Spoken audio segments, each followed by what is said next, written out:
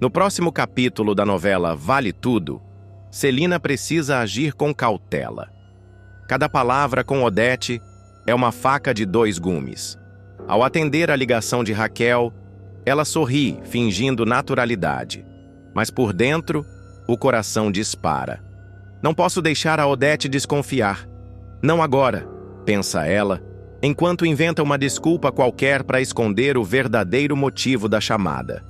Do outro lado da linha, Raquel espera e sabe que essa aliança pode ser o divisor de águas da sua vida.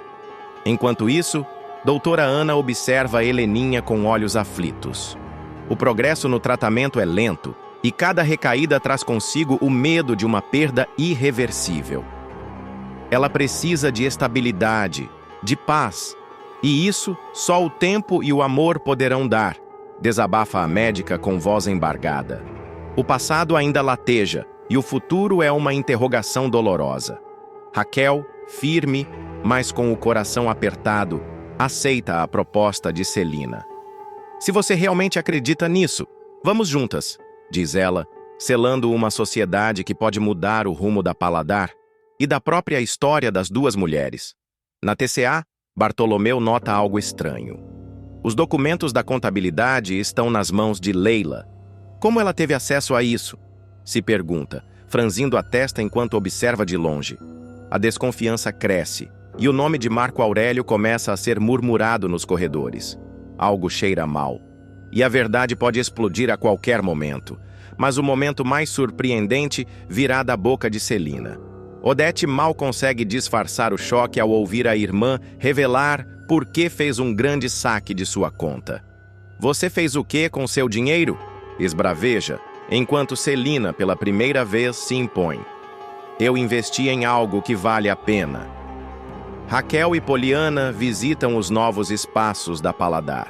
É mais do que uma expansão. É a materialização de uma luta. E enquanto elas vislumbram o futuro no altar, Maria de Fátima caminha rumo ao que deveria ser o dia mais feliz de sua vida. Mas será mesmo? Antes de continuar, clique no botão de gostei, se inscreva no canal e comente uma nota de 0 a 10 para a novela. Maria de Fátima ultrapassa todos os limites da maldade ao armar um plano cruel contra Solange, a ex de Afonso. Grávida de César e apavorada com a ideia de perder tudo, ela mergulha num abismo de perversidade. Entre chantagens, sabotagens e uma tentativa desesperada de aborto, a vilã se afunda na própria armadilha. Mas o que ela faz na escadaria do Teatro Municipal vai parar o Brasil inteiro diante da tela. Maria de Fátima nunca soube amar ninguém além dela mesma. Nem Afonso, nem César, nem o filho que agora carrega no ventre. Porque para ela, sentimentos são apenas degraus no jogo de poder. E quando a notícia da gravidez chega, não vem como bênção. Vem como sentença. Sozinha no banheiro, com o teste positivo na mão, ela encara o próprio reflexo e sussurra com nojo. Esse filho não pode nascer. Ele não cabe na vida que eu construí com Afonso. O olhar, antes calculista, agora vacila entre o medo e o ódio. Medo de ser descoberta. Ódio de ter perdido o controle. E é nesse abismo emocional que a ideia mais perversa começa a se formar. Ela ouve rumores, pega migalhas de conversas e junta tudo como quem monta um quebra-cabeça do inferno. Solange está grávida, de gêmeos, e os filhos são de Afonso. O sangue ferve, a respiração falha. Ela murmura envenenada pela obsessão. Ele me traiu com ela, e agora ela vai dar a ele o que eu nunca consegui? Isso eu não vou permitir. A mente de Maria de Fátima começa a trabalhar numa velocidade cruel. Não é só sobre tirar o próprio bebê. É sobre impedir que Solange leve a gravidez adiante. É sobre destruir a rival com mãos invisíveis. E assim, enquanto todos dormem, ela dá o primeiro passo em direção ao plano mais sórdido que essa novela já viu. O veneno já corre pelas veias de Maria de Fátima. Não é só ciúme, não é só medo. É aquela mistura corrosiva de raiva com humilhação. Ela anda de um lado para o outro no quarto, os olhos injetados, a respiração curta, o pensamento acelerado. Foi naquela noite Ele sumiu e disse que dormiu na casa de um amigo. Mentira! Sussurra entre dentes, cravando as unhas na própria pele. A cabeça volta no tempo. Lembra da mensagem vaga de Afonso. Lembra de Solange comentando sem maldade sobre os enjoos, os desejos, o brilho nos olhos. E aí vem o estalo. Gêmeos. Afonso tem irmão gêmeo. Solange está esperando gêmeos. Isso não é coincidência. Ele passou a noite com ela. Eu sei que passou. A certeza bate como um soco. O chão parece sumir.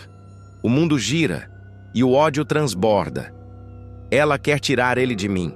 Quer aparecer com esses filhos como se fossem prêmio. Quer roubar minha posição. A resposta vem fria, calculada. Um sussurro venenoso que escapa como maldição. Ela não vai chegar ao fim dessa gestação. Eu juro que não vai. E é nesse momento que nasce o plano. Não com armas, não com gritos, mas com algo invisível, silencioso, imortal. Um ataque que ninguém verá chegando. E que, se der certo, vai parecer acidente. Porque Maria de Fátima sabe que Solange é diabética e uma simples troca pode virar tragédia. O plano é tão cruel quanto silencioso. Maria de Fátima não vai usar veneno nem faca. Vai usar a própria fragilidade da rival como arma. Solange é diabética, e isso, para qualquer pessoa de bom coração, seria motivo de cuidado. Mas para Fátima é a brecha perfeita para atacar sem deixar vestígio.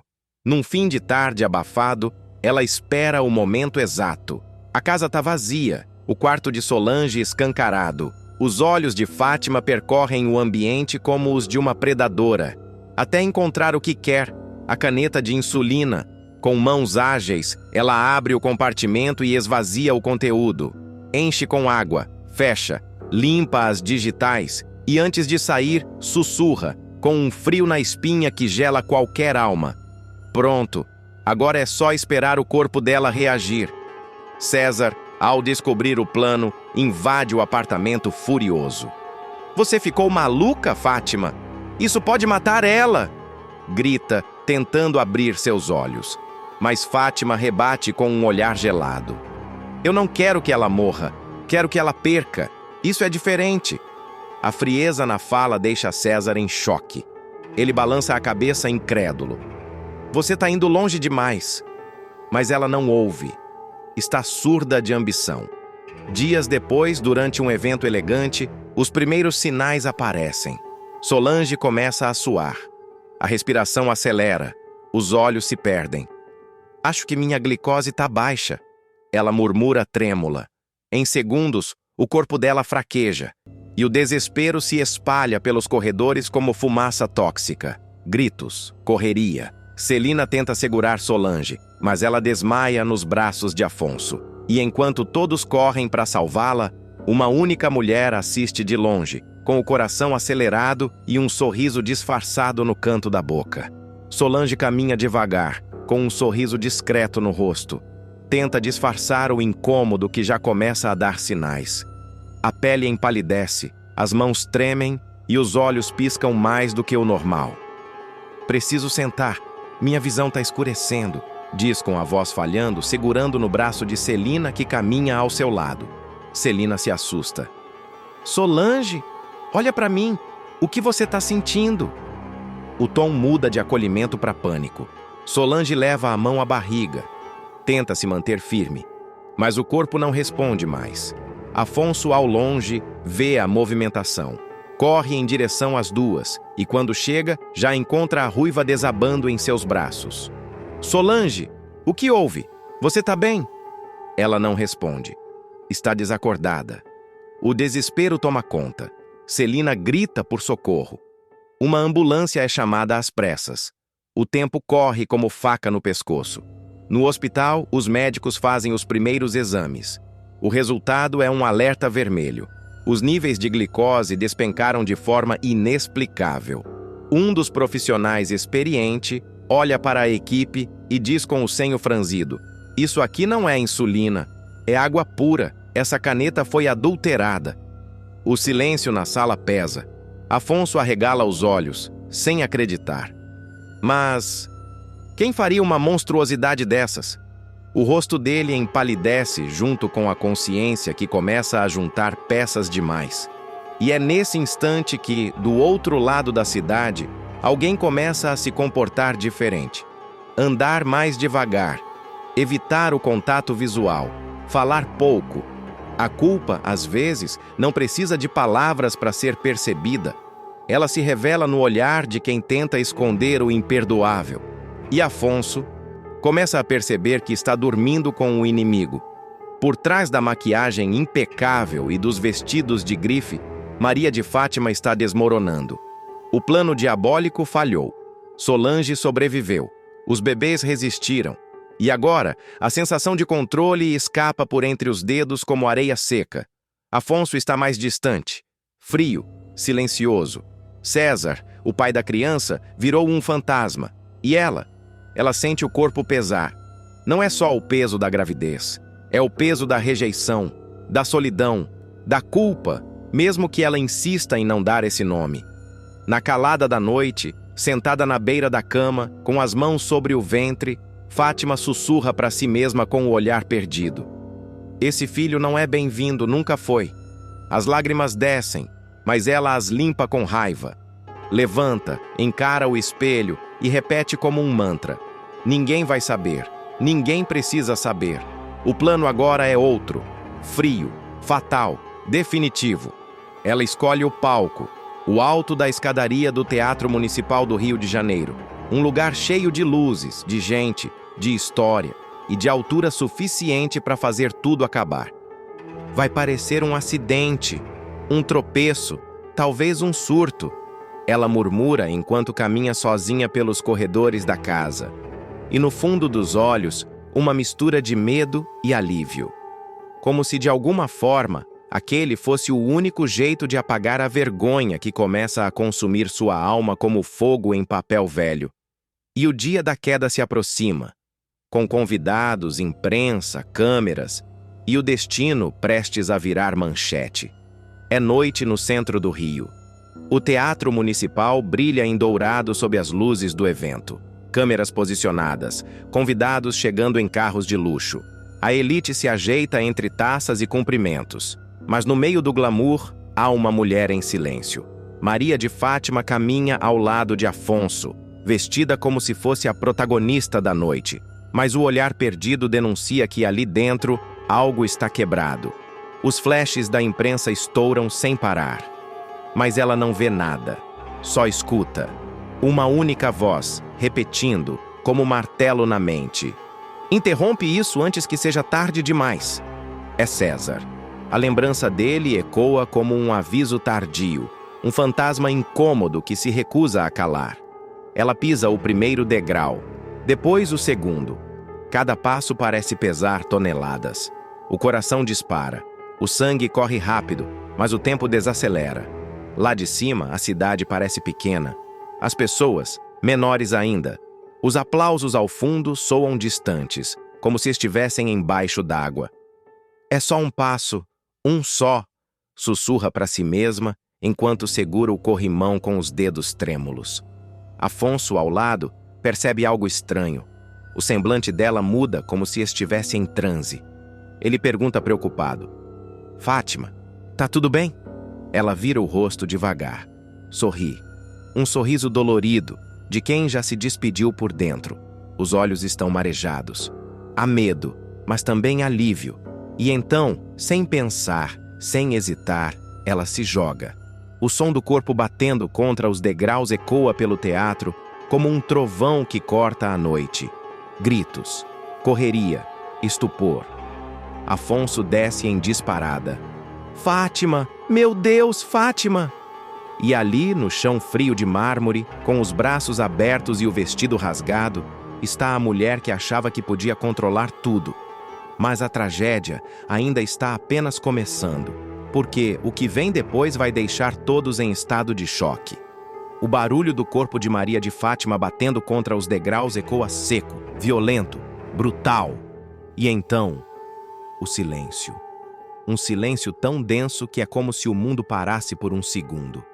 Um grito corta o ar, rasgando o coração de quem ouve. Fátima! É Afonso, em choque.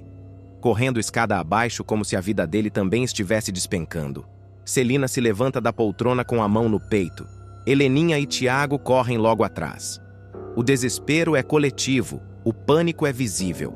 O corpo de Fátima está ali, estendido, imóvel, com o vestido rasgado, os braços tortos e o rosto manchado de sangue. Afonso se ajoelha ao lado dela sem conseguir controlar o choro. Pega a mão fria da esposa e, com a voz trêmula, sussurra no ouvido dela: "Por favor, fica comigo. Não faz isso com a gente." Fátima abre os olhos por um segundo só. A boca tenta formar uma palavra, mas não sai nada. Ela desmaia novamente, mergulhada num estado entre o corpo e o abismo. A ambulância chega com sirenes cortando a noite. O corpo dela é colocado na maca. Os fotógrafos abaixam as câmeras. Não é mais sobre fama, é sobre tragédia. O hospital vira palco do drama. Médicos correm pelos corredores. Celina tenta acalmar Afonso, que chora em silêncio com as mãos trêmulas. Heleninha segura Tiago pelos ombros, tentando impedir que ele veja o sangue escorrendo. E nas paredes do hospital, nas conversas cochichadas, nas mensagens trocadas às escondidas, uma pergunta começa a se espalhar como veneno. Foi um acidente? Uma tentativa de suicídio? Ou foi culpa? Culpa de quem viveu de mentira.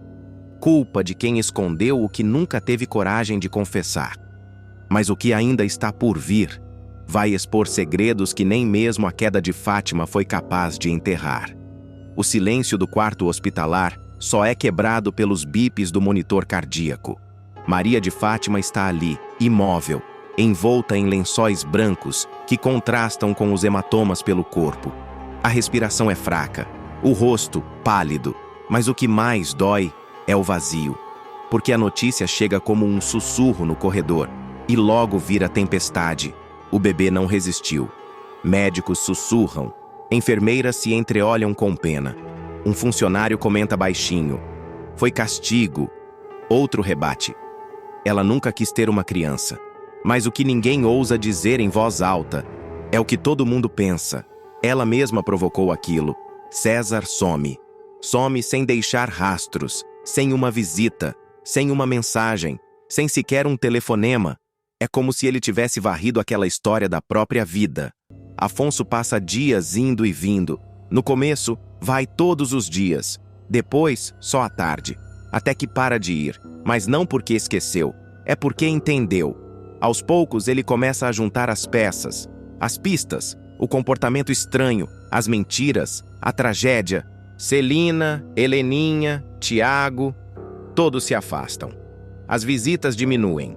A sala de espera, que antes era cheia de flores e comoção, agora parece um velório silencioso. O nome de Maria de Fátima vira sinônimo de escândalo. É manchete, é boato, é vergonha. Mulheres cochicham nos salões. Ela cavou a própria desgraça. E quando ela finalmente abre os olhos, o que se vê ali não é dor, nem arrependimento. É um vazio. O vazio de quem perdeu tudo. A criança, o casamento, o respeito, a proteção de Odete, a máscara, a alma. Mas o destino, o destino, ainda não terminou de cobrar. Porque a lei da vida é implacável. Quem planta dor, colhe desgraça. E no próximo capítulo, o que vem pela frente, vai provar que a queda de Fátima ainda está longe do fim. Maria de Fátima volta de Paris decidida a conquistar o mundo digital, mas escolhe a pior pessoa para enfrentar: Odete Roitman. O que começa como um sonho brilhante de influenciadora vai virar um pesadelo público e humilhante. Enquanto isso, Tiago mergulha no vício. Heleninha afunda na culpa. E Celina descobre um segredo capaz de virar o casamento de Afonso do avesso. Mas é no jantar mais tenso da novela que Odete crava o golpe de misericórdia. E o que ela faz vai deixar o Brasil em choque. Ai, meu Deus! Maria de Fátima desembarca de Paris com o salto mais alto do que nunca, vestida de ambição até o último fio de cabelo. Ela chega com brilho nos olhos, carregando na mala um único objetivo: ser adorada nas redes sociais. "Agora é a minha vez", ela diz, olhando para a câmera com aquele sorrisinho de quem já se sente uma celebridade internacional. Com o apoio financeiro de Afonso e uma equipe de produção cuidando de cada detalhe, Fátima lança vídeos com iluminação de cinema, figurino de revista e um discurso ensaiado para comover até pedra. Os números sobem, os elogios pipocam, as marcas começam a sondar. E ela, embriagada pelo sucesso repentino, se vê no topo de um castelo que mal acabou de construir.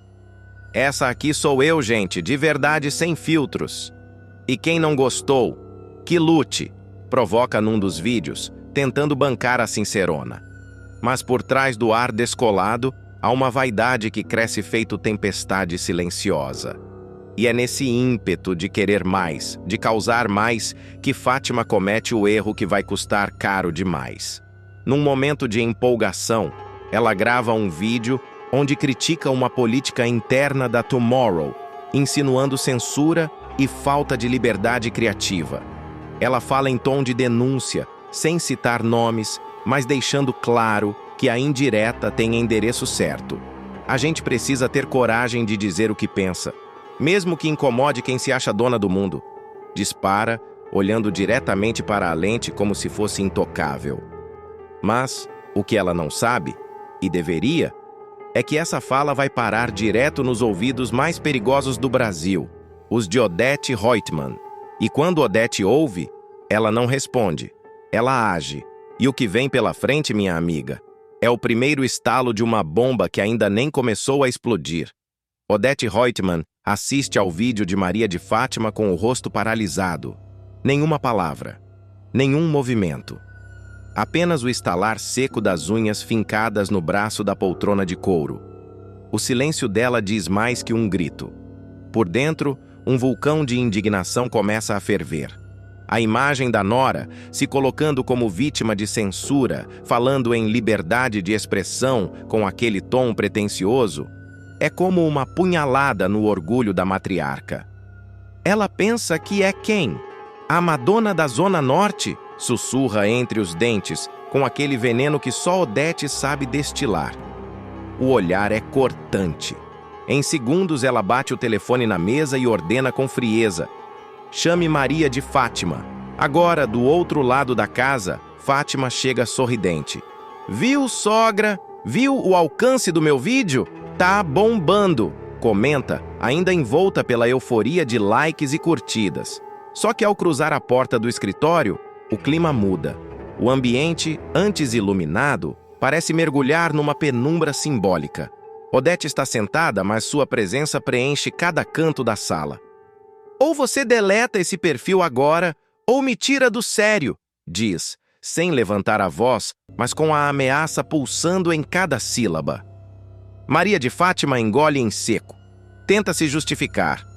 Eu não falei da Tomorrow, sogra, nem citei nomes. Foi só uma opinião. Odete se levanta devagar. Anda até Fátima como quem caça, não como quem caminha. E então crava. Você não tem carreira, Fátima. Você tem o meu sobrenome. E isso eu posso tirar a qualquer momento. O chão parece sumir sob os pés da influenciadora. A sala vira tribunal e Odete é juíza, júri e carrasco. Fátima sente que está prestes a perder tudo, mas o medo a paralisa. Só que essa humilhação ainda é pequena perto do que vem a seguir. Porque o próximo golpe não será público, será íntimo. E vai partir de alguém que está cada vez mais desconfiado das suas desculpas esfarrapadas. Ah, coitada. Pela primeira vez em muito tempo, Maria de Fátima sente algo que não estava nos seus planos. Medo. Medo real. Medo de perder o que conquistou. Medo de ser engolida pelo próprio jogo. E pior, medo de Odete Roitman. Na frente da sogra, ela não encontra palavras. O celular ainda está em sua mão, com a tela do Instagram aberta, o contador de seguidores pulando sem parar. Mas a pressão no ambiente é sufocante. Odete a observa como uma leoa observa a presa e sentencia com aquele tom cortante que rasga o peito. Você não é nada além da mulher do meu filho. E esse papel você está desempenhando muito mal. Fátima tenta reagir. A boca abre, mas nenhuma frase sai. Ela olha para o celular uma última vez e desativa o perfil. Ali mesmo, em silêncio, sem choro, sem escândalo, só o som seco dos dedos apagando, um por um, cada vídeo, cada conquista, cada curtida, como se estivesse limpando sua existência digital com um pano encharcado de vergonha. É só por agora, sussurra para si mesma, tentando acreditar. Quando tudo acalmar, eu volto. Mas o que ela não sabe, e jamais imaginaria, é que essa derrota ainda é pequena. Porque bem ali, do outro lado da casa, Celina observa tudo em silêncio. Os passos, as desculpas, as saídas mal explicadas. Algo não fecha, algo fede. E quando Celina resolve investigar, meu bem, ela vai até o fim, e o que ela está prestes a descobrir vai fazer o tombo de Fátima parecer apenas um tropeço inocente diante do abismo que vem a seguir. Celina sempre teve um faro aguçado, daqueles que não falham. Um sexto sentido que vem da experiência, da dor e dos anos, vendo gente fingir o que não sente. E agora, mais do que nunca, esse instinto lateja feito ferida aberta. As desculpas de Maria de Fátima se repetem com uma precisão desconcertante. Vou no salão, sogrinha. Preciso retocar a raiz. Mas o cabelo está igual há semanas. As unhas descascadas.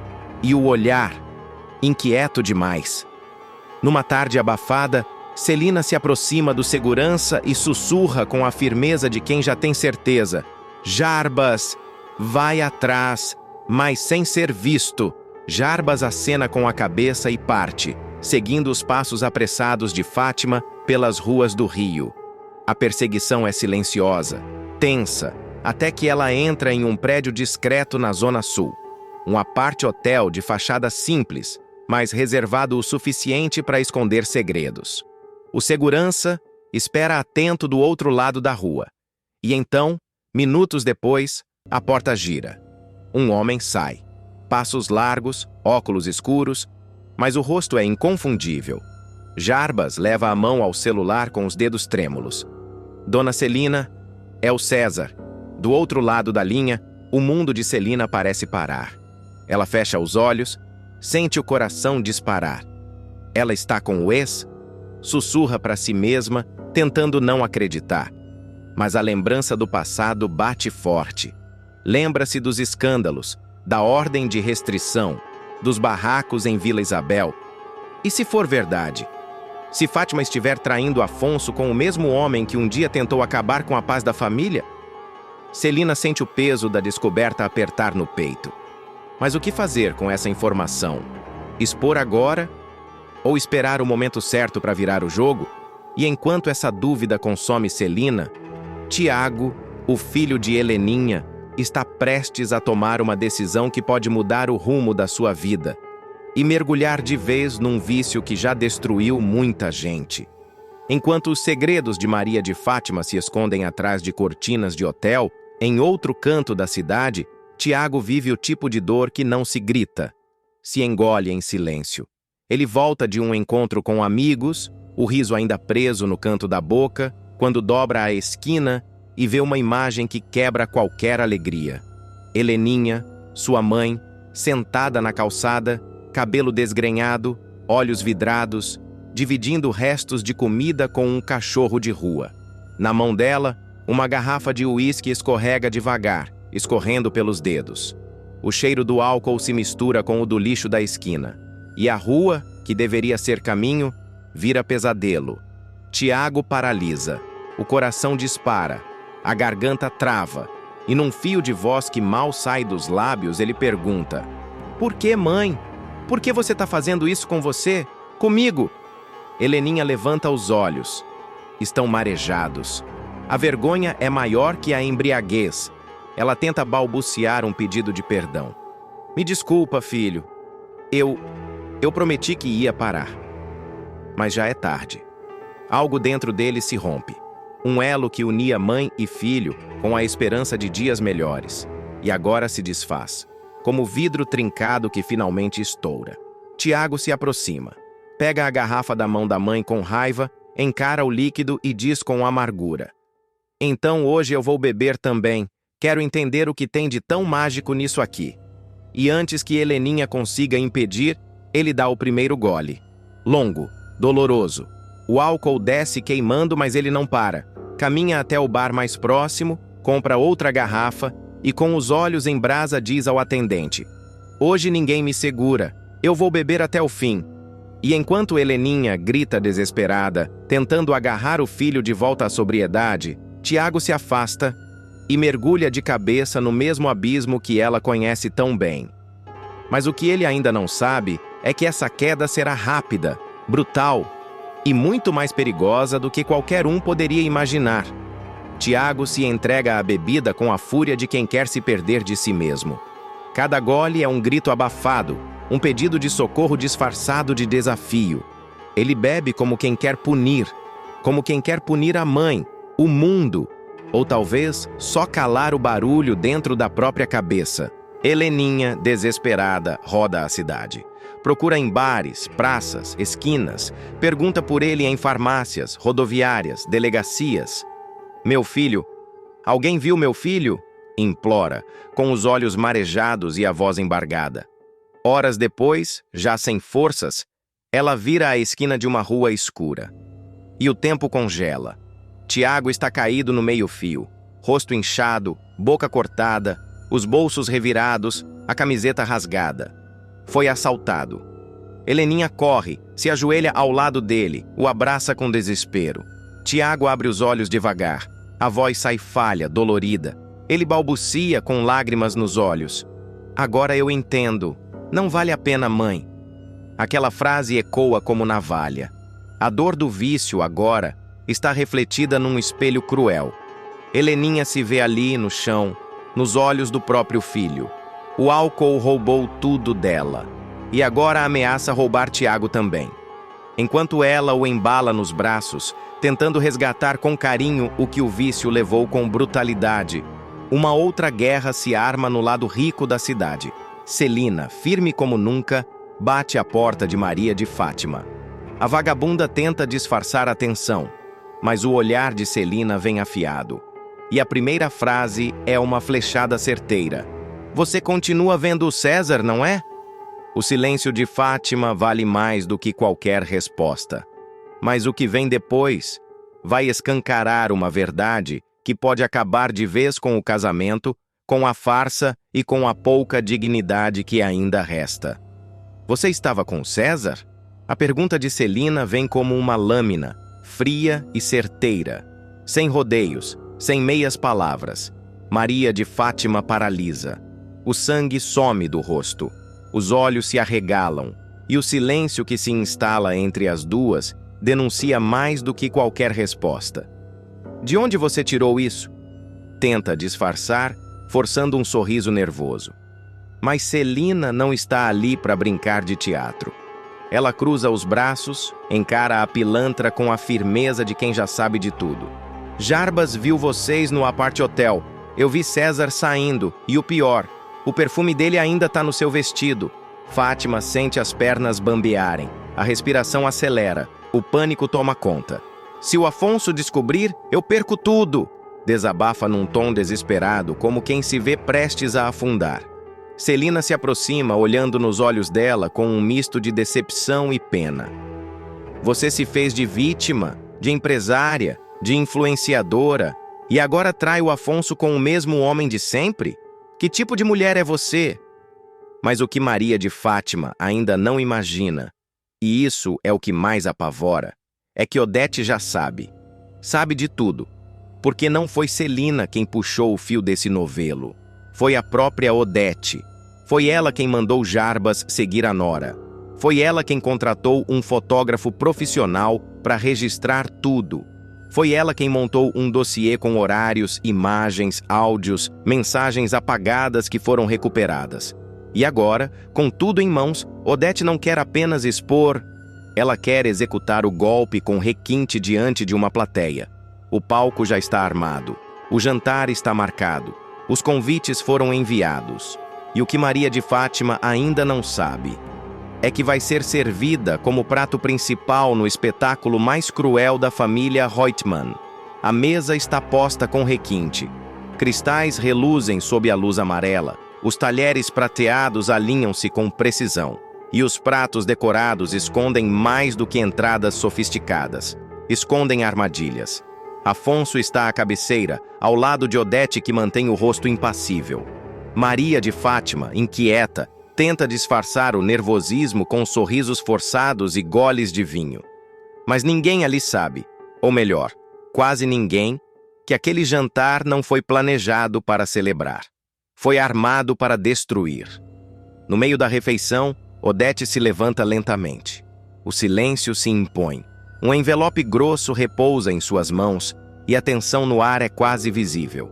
Ela olha diretamente para a nora, com aquele tom debochado que esconde veneno em cada sílaba. Sabe o que me dá prazer, Fátima? Justiça poética. Puxa de dentro do envelope uma sequência de fotografias. Imagens nítidas. Fátima entrando no Aparte Hotel. César saindo minutos depois. Prints de mensagens, áudios abafados, mas inegavelmente comprometedores. Um dossiê completo. Afonso arregala os olhos. O garfo cai da mão. A voz sai trêmula, desacreditada. É verdade? Maria de Fátima tenta falar. Abre a boca, mas a voz não sai. Ela apenas engole em seco. O rosto corado de vergonha. O silêncio que antes era escudo vira confissão. Odete então sorri com a frieza de quem saboreia cada segundo daquele momento e crava com a precisão de um bisturi. O seu projeto acabou, querida, e nem foi preciso deletar um perfil para isso. Foi só apertar o botão certo. O golpe de misericórdia está dado. A máscara cai. O teatro desmorona diante de todos. E o que vem depois disso é a ruína de uma mulher que pensou que podia enganar o mundo com filtros, sorrisos treinados e mentiras bem ensaiadas. Mas o mundo real, esse que Odete domina com punhos de ferro, não perdoa quem brinca com fogo, e muito menos quem ousa cutucar a rainha do tabuleiro. Maria de Fátima arma com Marco Aurélio, manipula César e engana Afonso com um plano sórdido que começa em Paris. Mas o que ela não imagina é que Celina, Eugênio e até o próprio Afonso estão prestes a virar o jogo. Com um pedido escandaloso, uma ligação comprometedora e uma traição prestes a explodir, a vilã sem escrúpulos verá sua máscara deslizar centímetro por centímetro. O que acontece em seguida vai dar gosto de ver.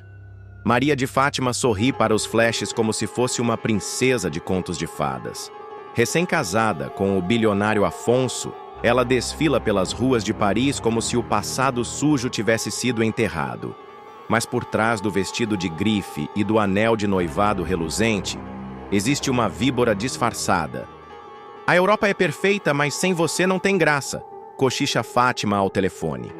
Do outro lado da linha, César, o amante, o cúmplice, o verdadeiro objeto de desejo dessa vilã sem freio. E é com a ajuda de outro canalha, Marco Aurélio, que Fátima arma o golpe perfeito. Forja documentos, manipula nomes e consegue incluir César na lista dos funcionários da TCA transferidos para Paris. A gente se vê amanhã no mesmo hotel, diz ela com a voz baixa, cheia de veneno. O mais cruel? Afonso nem desconfia. Está radiante com o novo cargo, animado com a nova fase ao lado da mulher que, ele acredita, o ama de verdade. Fátima, por sua vez, se acha imbatível. Aqui ninguém vai descobrir nada, sussurra para si mesma, enquanto se olha no espelho da suíte onde em breve encontrará César. Mas o que ela não sabe é que as paredes de Paris têm ouvidos, e o que está prestes a acontecer pode fazer esse castelo de mentiras ruir de vez. O reencontro proibido entre Fátima e César será marcado por um detalhe que vai deixar a vilã em alerta, e um nome inesperado surgirá entre os corredores da TCA. Maria de Fátima entra no quarto do hotel com a chave ainda tremendo entre os dedos.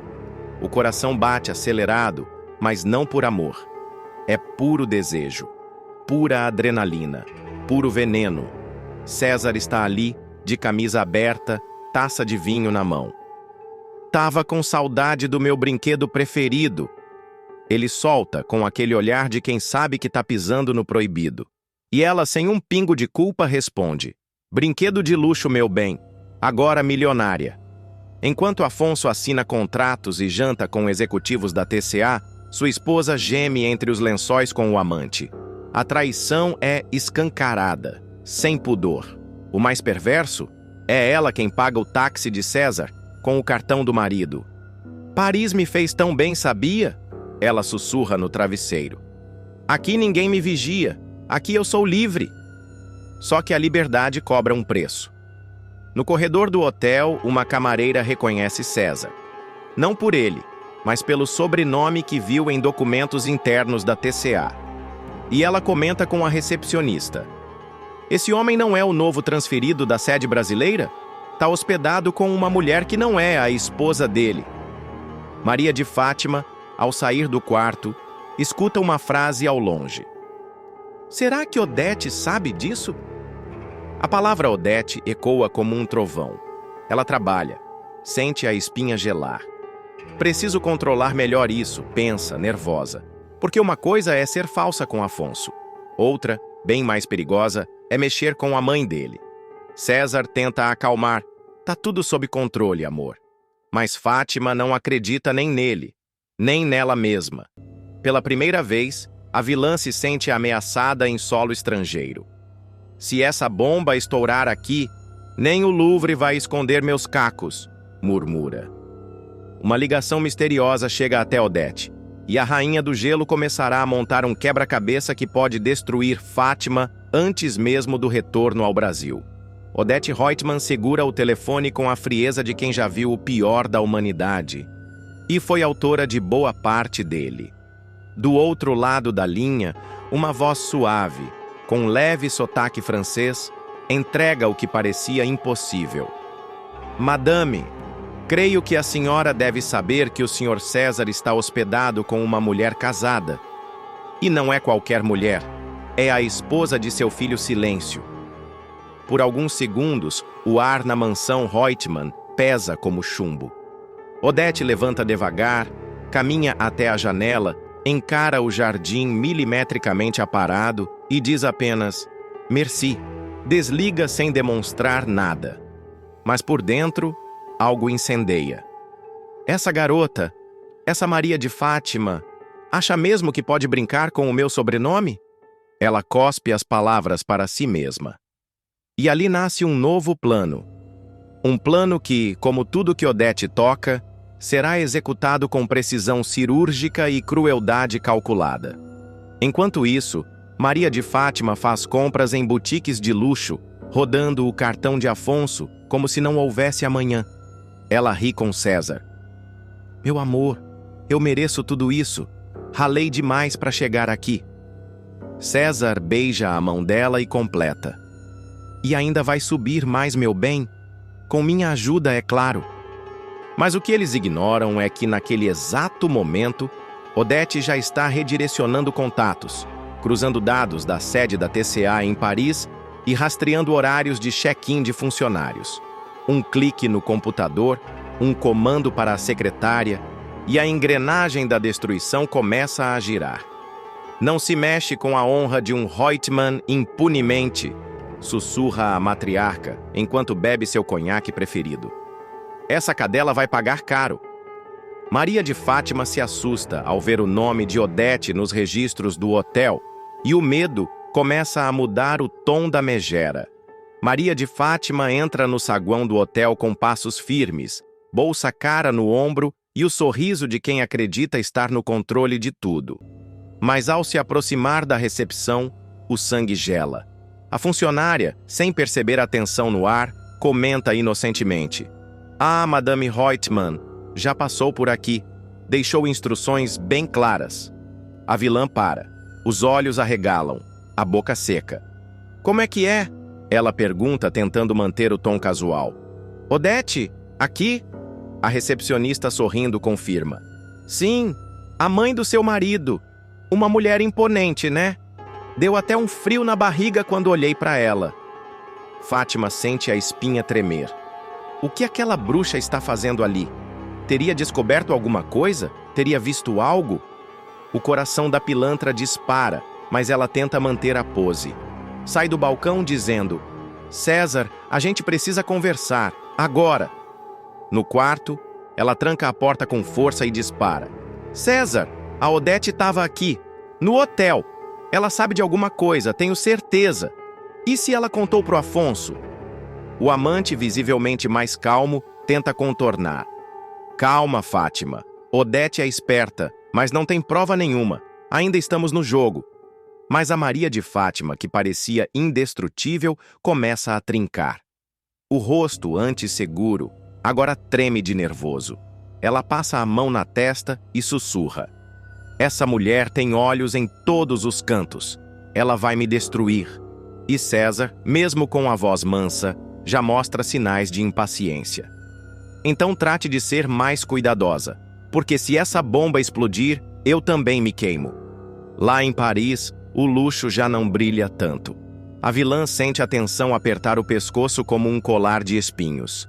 E o que era para ser uma viagem romântica com o amante, começa a virar um campo minado. Odete começa a armar o retorno de Afonso ao Brasil e planta uma armadilha que fará Fátima perder o chão.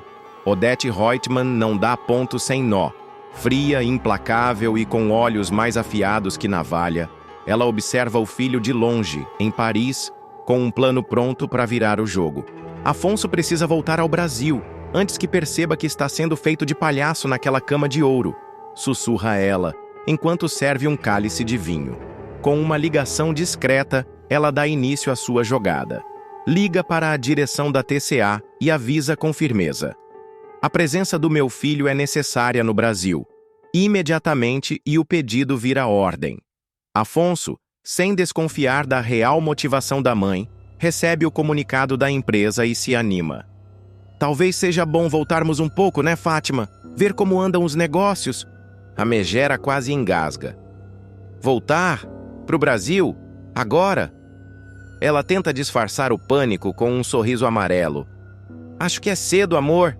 Paris está nos fazendo tão bem. Mas Afonso não muda o tom. Sinto que é o certo. E quando Maria de Fátima se tranca no banheiro, longe dos olhos do marido, o desespero explode. Ela liga para César com os olhos esbugalhados. Afonso quer voltar. Isso vai estragar tudo. Você tem que dar um jeito, César. Tem que convencer ele a ficar. Mas o amante, do outro lado da linha, solta uma verdade fria. O que foi combinado é que eu viria para Paris para te servir. Mas se você perder o controle agora, Fátima, você perde tudo. A pressão sobe, a maquiagem escorre e o chão começa a se abrir sob os saltos da megera. A sensação de que tudo está por um fio é insuportável. Afonso, sem saber, está prestes a ser jogado no centro de uma armadilha, preparada pela própria mãe. De volta ao Brasil, Fátima encara o fantasma do passado e vê seu castelo de areia começar a ruir diante dos próprios olhos. De malas prontas e sorriso forçado, Maria de Fátima desembarca no Brasil com Afonso, fingindo felicidade enquanto por dentro grita de raiva. Voltar agora? Justo agora? Isso só pode ser praga! Ela sussurra entre os dentes, enquanto o bilionário a abraça inocente, dizendo: é bom estar de volta. Sinto que aqui a gente pode recomeçar. Mas recomeçar, para ela, é sinônimo de continuar mentindo. Mal põe os pés em solo brasileiro e Fátima já está ligando para Marco Aurélio. Preciso que o César volte também. Se ele ficar lá, Afonso começa a desconfiar. E eu perco tudo. O tubarão dos negócios, com aquele olhar cínico, responde: calma, minha cara. Já estou providenciando o retorno do nosso querido funcionário. Afinal, você não vai brincar de viúva em Paris, né? Dias depois, quem surge com mala na mão e cara de pau no rosto? César. Paris foi boa, mas aqui é onde a diversão começa de verdade, diz ele, olhando nos olhos de Fátima com aquele sorriso sujo de quem sabe demais. A presença dele reacende o desejo e o medo. O jogo fica ainda mais perigoso. E se alguém descobrir? Ela pergunta. E César devolve, frio. A essa altura, o que você mais tem a perder é Afonso. E ele tem razão. O marido, apaixonado, começa a planejar novos projetos com ela. Raquel, Poliana e até Celina demonstram curiosidade sobre o retorno repentino do trio. Curioso, todo mundo voltou quase ao mesmo tempo, comenta Celina, com a sobrancelha arqueada. Fátima tenta conter os danos, tenta parecer firme, mas seus olhos já não escondem o pânico. Ela sente. O vento está virando. E quando o destino sopra contra uma mentira, não tem Paris que segure. A seguir. Uma imagem, uma conversa fora de hora. E o segredo de Fátima começa a vazar como veneno pelas rachaduras da própria arrogância. Na sala da cobertura, entre taças de vinho e uma falsa tranquilidade, Maria de Fátima ouve, de canto de ouvido, Afonso comentar. Sabe o que é estranho? O César ter voltado tão rápido quanto a gente. Coincidência demais. Ela engasga com o gole e tenta disfarçar. Ah, amor, deve ser só timing da empresa. Coisa de logística, né? Mas o que ela não sabe é que o timing dela está prestes a explodir. Enquanto isso, César se mostra cada vez mais ousado. Passa a circular pela sede da TCA como se fosse dono do lugar. Vai até restaurante, lança sorrisos dúbios a Raquel e começa a provocar o inesperado. Comentários, sussurros nos corredores, olhares cruzados. Uma pergunta começa a pipocar. Como esse cara conseguiu essa transferência tão rápido e voltou com os dois juntos? Celina, mais atenta do que nunca, comenta com Eugênio. Tem coisa aí. Isso não é coincidência. A Fátima e esse rapaz têm segredos que não cabem numa mala de viagem. E a pulga atrás da orelha de Afonso vira um elefante. Ele começa a vasculhar arquivos da empresa, questiona discretamente funcionários da TCA, tenta entender como César foi parar em Paris e por quê. Do outro lado, Marco Aurélio percebe que a bomba pode estourar antes do previsto. Fátima, ou você segura esse Afonso, ou o castelo desmorona. E quando desmoronar, vai te enterrar junto. Ameaça ele no meio de um jantar falso com requinte e raiva. Ela tenta ganhar tempo, planeja novas mentiras, reorganiza as versões. Mas quanto mais se mexe, mais o lodo sobe. E o silêncio de César agora pesa como chumbo, porque ele sabe demais. E está prestes a cobrar caro pela cumplicidade. A seguir, um sussurro fora de hora, uma confissão ouvida pela pessoa errada. E a máscara de Fátima começa a escorregar. É numa tarde qualquer, daquelas que parecem inofensivas, que o castelo de cartas começa a desabar. Maria de Fátima está ao telefone, num canto discreto da TCA, achando que ninguém ouve. César, pelo amor de Deus, não me entrega agora. Afonso está desconfiado, mas eu consigo contornar. Só preciso de tempo. O problema? Eugênio, o braço direito de Celina, passa no corredor e ouve tudo. Em questão de minutos, a bomba está plantada. Eugênio vai direto até Celina e solta. Agora não é mais suposição. Eu ouvi. A Fátima está pedindo para o amante esconder tudo. Ela armou com o César e está enganando o Afonso. Celina, estarrecida, leva as mãos à boca. Meu Deus do céu, coitado do Afonso. Enquanto isso, na casa de Marco Aurélio, o clima também é de tensão. O comparsa da megera percebe que o barco está afundando e começa a se preparar para pular fora.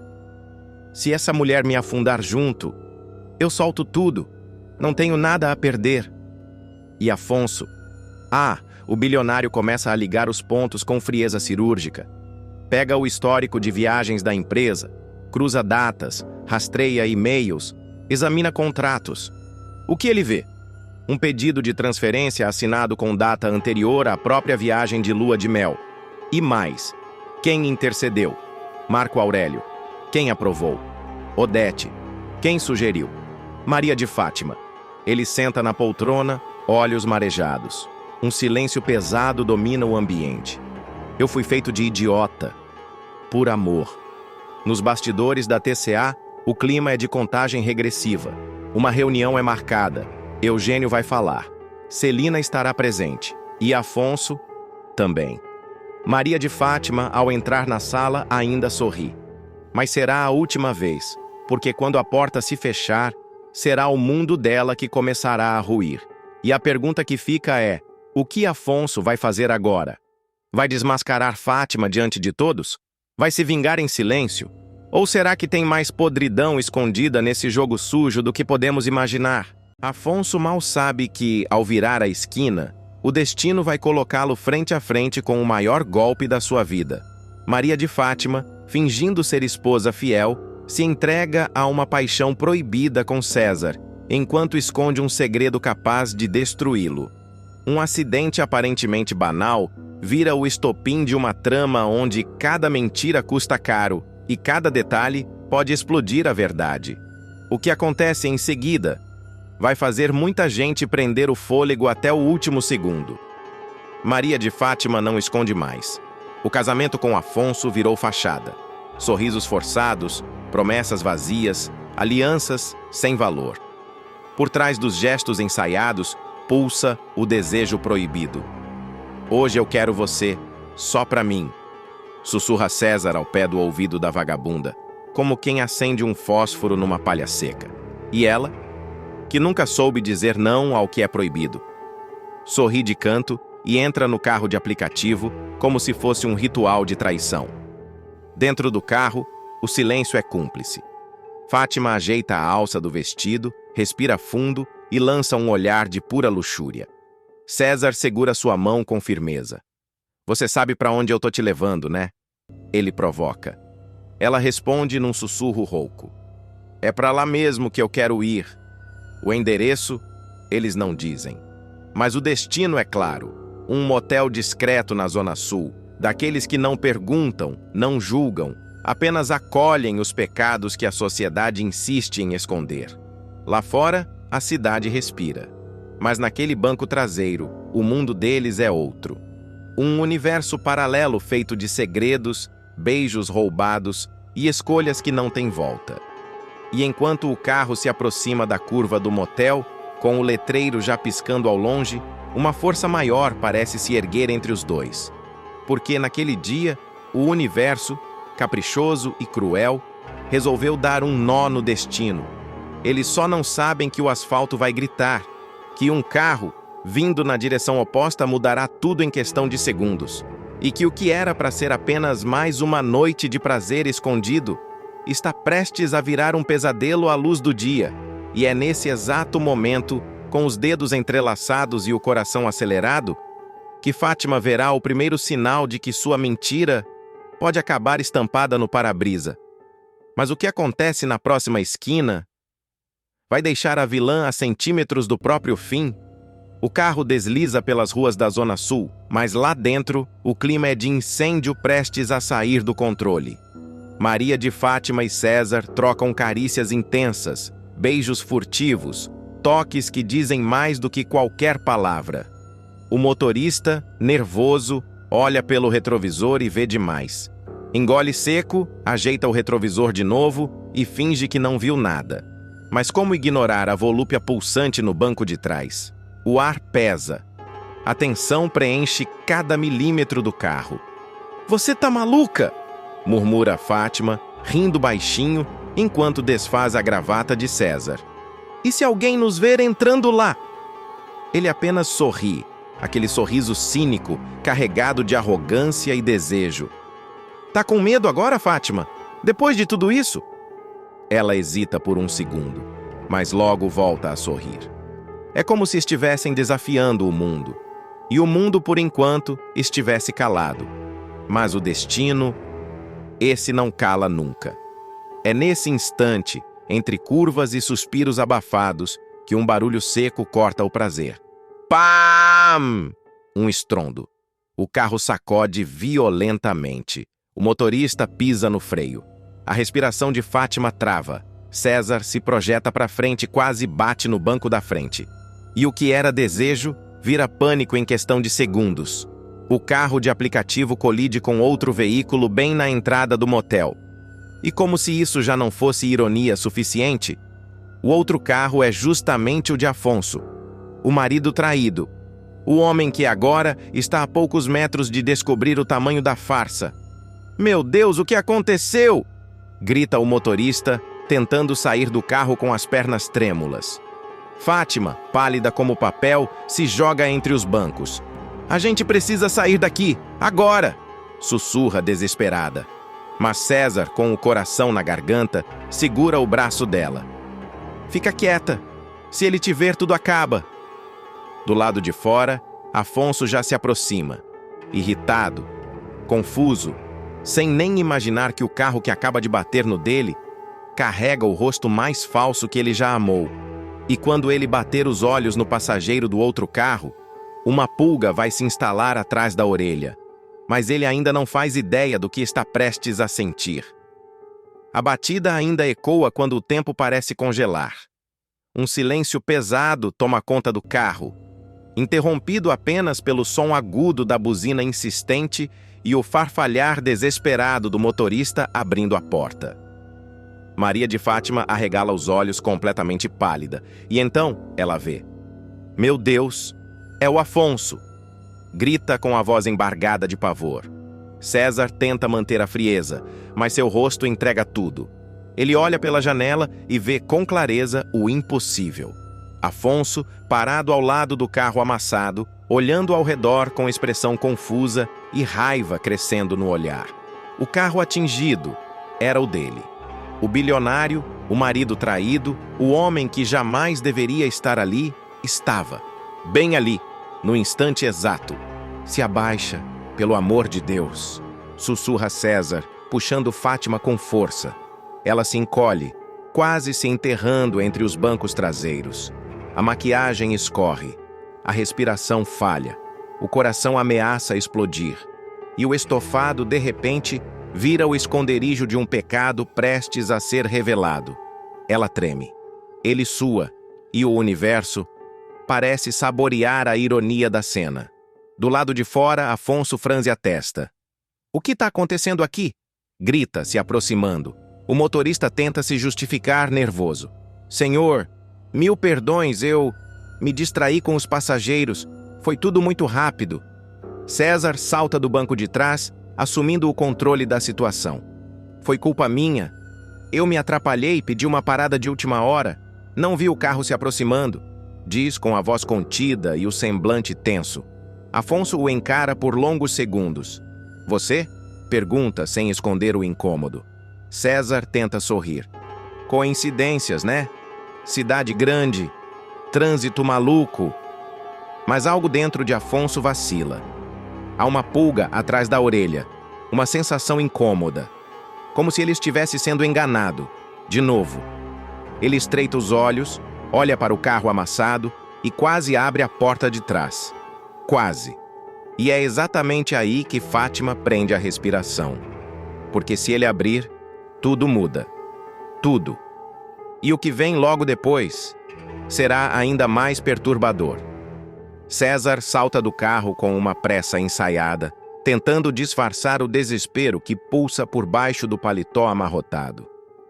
Seu rosto, embora treinado para o cinismo, denuncia o pavor que começa a escorrer pelas têmporas. Ele força um sorriso, ergue as mãos como quem quer apaziguar o caos e diz com a voz abafada: Foi culpa minha, senhor.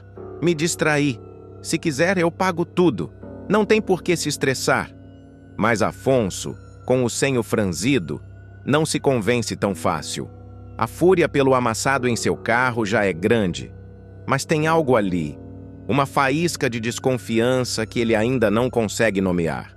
O motorista do aplicativo, suando em bicas, tenta explicar o ocorrido e comete o erro que quase põe tudo a perder. É que o casal ali atrás estava meio animado, sabe? Afonso vira o rosto na hora.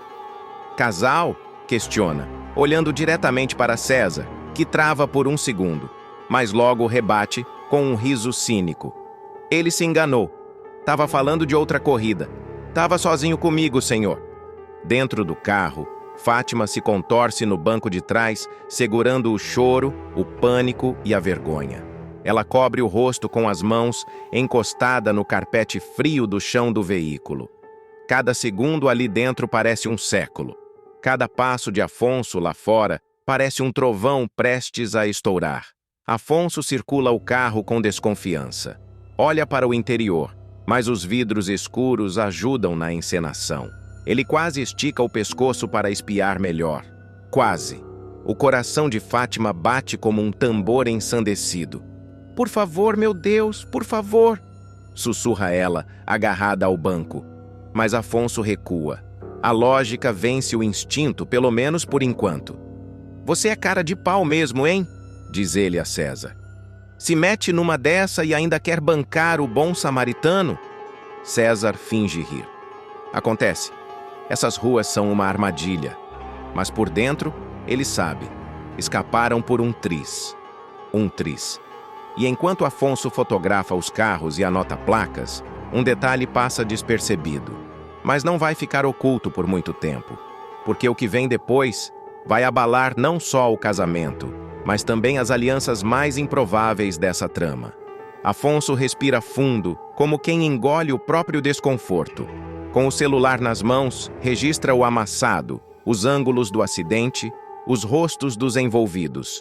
O estalo da câmera quebra o silêncio carregado, enquanto o olhar dele, ainda desconfiado, permanece fixo no carro de aplicativo.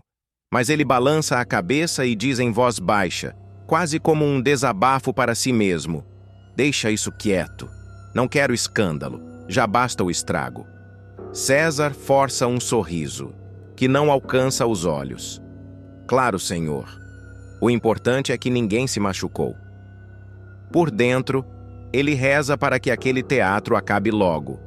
O amante recua, se afasta com pressa, como se quisesse desaparecer no ar. Mas sua voz ainda ecoa na memória de Afonso, que continua ali, parado, com a estranha sensação de que algo está faltando. Algo que ele não está vendo. Dentro do carro, Fátima permanece imóvel. As pernas não respondem, as mãos suam, os dentes batem. Ela segura o grito, o choro, o desespero.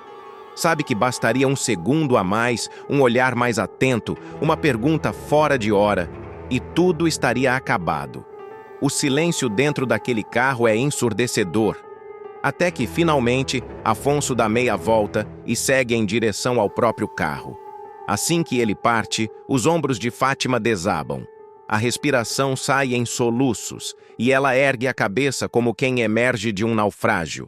O rosto pálido, os olhos vidrados. "Meu Deus do céu!" murmura entre o medo e o alívio. César reaparece na porta do carro, entra com pressa e solta o que parece mais uma prece do que uma frase. "A gente escapou, por pouco." Os dois se encaram por um segundo que parece eterno. Nenhum dos dois tem coragem de sorrir. O que era desejo virou tensão. O que era prazer virou medo. Lá fora, o dia segue como se nada tivesse acontecido. Mas dentro daqueles corações, tudo mudou. E o que Fátima ainda não sabe é que a sorte, quando se vira contra você, não avisa. Ela apenas cobra. E a cobrança está chegando. O cenário parece calmo, mas só parece. Na cobertura luxuosa, Maria de Fátima encena o papel de esposa perfeita, com a precisão de uma atriz veterana. Batom reaplicado, perfume francês no ar, sorriso calculado no espelho. Por fora, serenidade. Por dentro, um turbilhão. Mas ela já aprendeu a dominar a arte da mentira com a mesma leveza de quem respira. A campainha toca. É Afonso. E ela se posiciona como quem vai para a guerra. "Oi, amor! Demorou, tá tudo bem?" diz com voz mansa, enquanto caminha em direção ao marido, com passos delicados e alma pesada. Afonso, ainda tenso, deixa as chaves em cima da mesa e solta a bomba com naturalidade. "Peguei um cara nervosinho ali perto do motel Lagoa Azul. O sujeito vinha como um doido e por pouco não me leva junto." Nesse momento, o coração de Fátima quase para, mas o rosto nem pisca. Ela leva a mão à boca, encena a preocupação e murmura com espanto: "Meu Deus, amor, ainda bem que nada aconteceu." E você, tá bem mesmo? Ele se senta, cansado, e começa a desabotoar a camisa. Fátima, então, decide ir além. Mas quem era esse motorista? Você conseguiu o nome dele? Afonso, sem imaginar o jogo psicológico por trás da pergunta, responde sem pensar. Era um tal de César. Não lembro o sobrenome. O cara se ofereceu para pagar tudo. Ficou nervoso. Mas resolvi não fazer escândalo. Nesse instante, o mundo gira em câmera lenta para Fátima. O nome dito com tanta inocência quase arranca sua máscara. Mas ela segura firme, engole o susto, sorri, como se não significasse nada. Ah, que bom que ele pelo menos teve bom senso, né? Comenta, enquanto serve um copo d'água ao marido, como se não tivesse acabado de sair da cama do tal César. A mentira agora não é só um escudo, é veneno, e ela bebe esse veneno de goles controlados, enquanto sua mente já arquiteta os próximos passos. Mas o que ela ainda não sabe é que alguém muito próximo está prestes a juntar as peças. E dessa vez, o teatro pode cair com o pano aberto. Afonso nunca foi de desconfiar. Sempre acreditou que o amor, quando é verdadeiro, não precisa ser vigiado. Mas algo não se encaixa. No caminho de volta para o escritório, ele relembra o nome do motel. Motel Lagoa Azul. Repete em voz baixa com o olhar perdido no retrovisor. Foi ali, bem ali. E aquele tal de César, o nome soa familiar demais. E o nervosismo? O homem mal conseguia encarar. No banco do carona, a pasta com contratos balança com o movimento do carro, mas a mente de Afonso já está longe. Aquele motorista falou demais. Disse que o casal do banco de trás estava animado, mas o César disse que estava sozinho.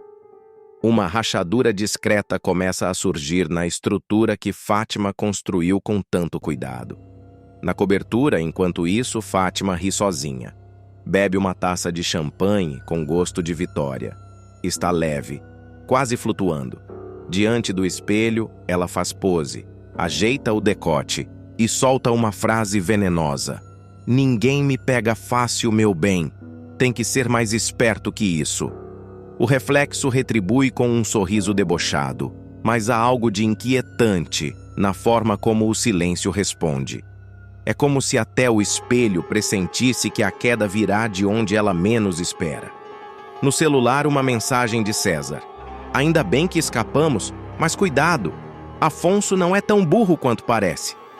Ela visualiza, mas não responde. Prefere acreditar que o jogo está sob controle. Só que Afonso, mesmo sem provas, começa a colecionar perguntas. E em silêncio, ele decide que precisa observar mais de perto. Alguma coisa está errada, e eu vou descobrir o que é. Sussurra, encarando o nada, como quem vê além da névoa. Enquanto Fátima celebra o que acha ser o desfecho perfeito, o destino lá na frente está colocando uma testemunha em seu caminho.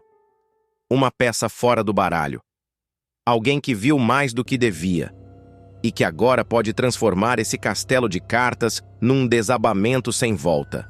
A noite chega carregada de um silêncio que grita. Afonso está só, sentado à beira da cama com o celular nas mãos. A tela brilha num tom azulado que não aquece, só gela. Ele desliza o dedo, revendo as fotos que tirou durante o acidente. As imagens são comuns à primeira vista, mas algo ali o inquieta profundamente. De repente, ele amplia uma das fotos. É o reflexo no espelho retrovisor, uma sombra no vidro, um rosto. Mas, peraí, esse não é o... Ele franze o senho, o coração acelera. César. O homem que ele conhece, mas não consegue encaixar de onde. Esse cara, eu já vi em algum lugar. Não é possível, murmura, como se estivesse falando com os próprios pensamentos. A dúvida agora virou sede. Sede de saber. Sede de entender. Afonso passa a mão nos cabelos, se levanta devagar e caminha pela sala. Fátima nunca foi boa de esconder emoção, mas hoje estava calma demais. Pensa. Ele lembra da expressão dela, da voz doce demais, da reação ensaiada ao ouvir sobre o acidente. tudo começa a soar. Falso. Encenado.